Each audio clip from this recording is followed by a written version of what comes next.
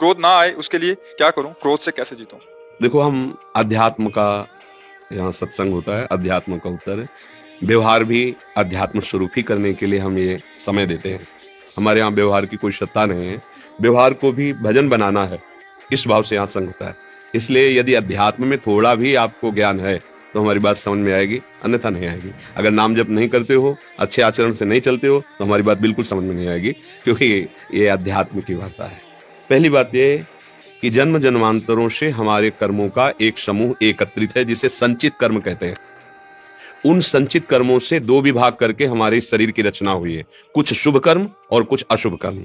अब जब से शरीर रचा गया और जब तक ये शरीर रहेगा तो इनका क्रम चलता रहेगा, शुभ कर्म और अशुभ कर्म का। हमें ऐसे व्यक्ति मिलेंगे जो कभी सुख पहुंचाएंगे, ऐसे व्यक्ति मिलेंगे जो कभी दुख पहुंचाएंगे। ऐसी वस्तु मिलेगी जो कभी सुख पहुंचाएगी, ऐसी वस्तु मिलेगी जो कभी दुख पहुंचाएगी। ऐसे रिश्ते बनेंगे, ऐसे संतान होंगे, ऐसा व्यवहार होगा जो कभी सुख पहुंचाएगा, कभी दुख पहुंचाएगा। क्योंकि मेरे कर्म दो ही प्रकार के हैं, शुभ और अशुभ। आप समझ लो, ये मेरे कर्म का परिणाम होगा। जब कोई मेरे सामने आकर मेरे साथ अभद्र वार्ता करेगा, दुख देने वाली चेष्टा करेगा, वो मेरा कर्म होगा, उसका कर्म नहीं।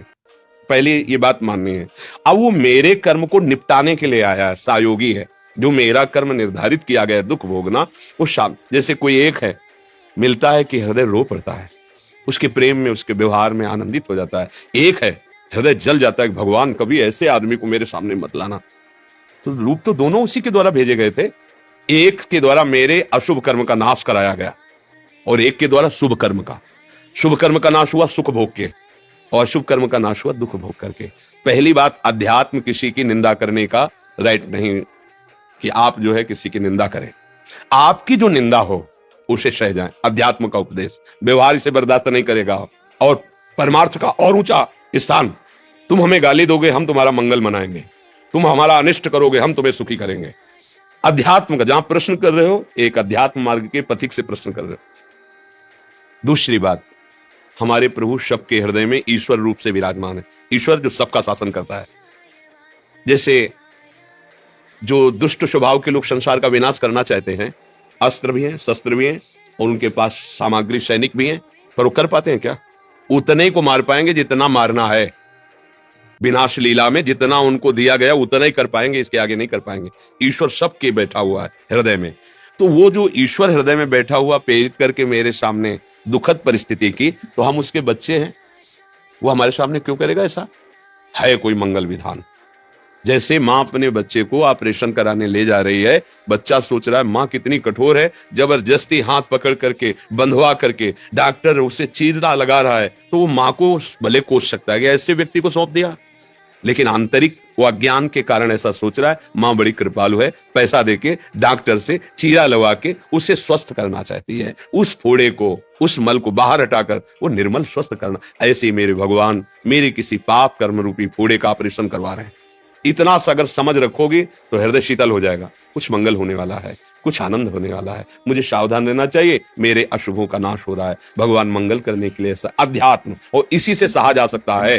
अगर अध्यात्म में चलना है तो अंदर, अगर सोचो कि इसके आगे वो बढ़ जाएगा, तो ईश्वर है आप और उसके बीच में ईश्वर है जिसकी आप आराधना करते हो, ऐसा कभी नहीं होने देगा।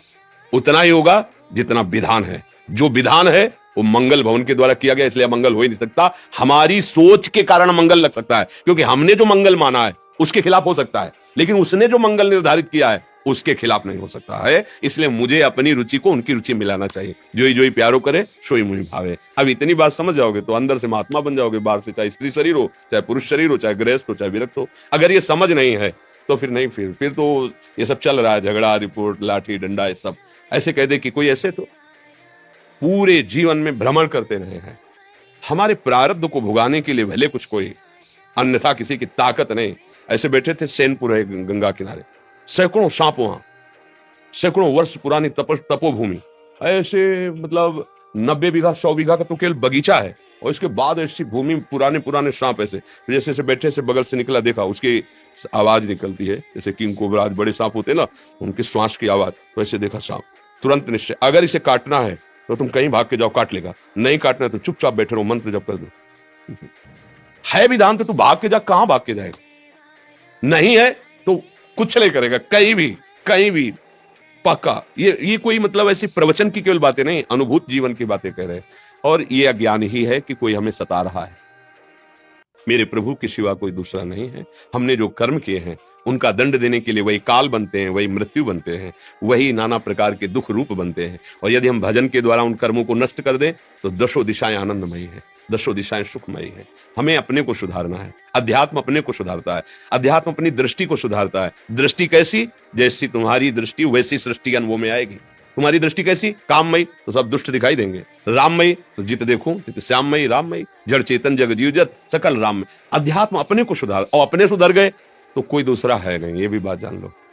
एक ही परमात्मा तत्व ऐसे भास रहा है जैसे 1,00,000 घड़े रख दिए जाए और उनमें सूर्य का प्रतिबिंब पड़ रहा, तो 1,00,000 सूर्य नहीं हो गए, एक ही सूर्य है, वो 1,00,000 दिखाई दे रहा है। और घड़े 1,00,000 फोड़ दो तो सूर्य का कुछ हानि हो गया क्या? नहीं।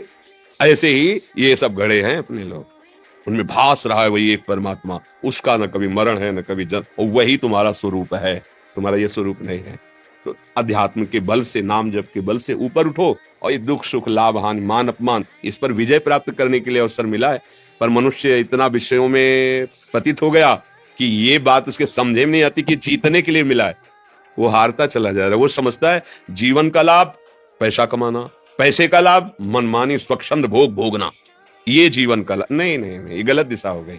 जीवन का लाभ धन कमाओ, ठीक है, सबको सुख पहुंचाओ, परिवार को, अपने आए हुए अतिथि जनों को, उचित अपने शरीर को, और धर्म पूर्वक विषय भोगो और भगवान का भजन करो, भगवत प्राप्ति हो जाएगी। पर कहां कोई सतमार्ग पर चलना चाहता है? छोटी छोटी बातों में हम अपने पूज्य जनों का अपमान कर देते हैं, यहां तक इतना क्रोध आ जाता है कि हत्या कर देते हैं, और फिर यहां जेल भोगते हैं, फिर नरक भोगते हैं। इसलिए सावधान रहें।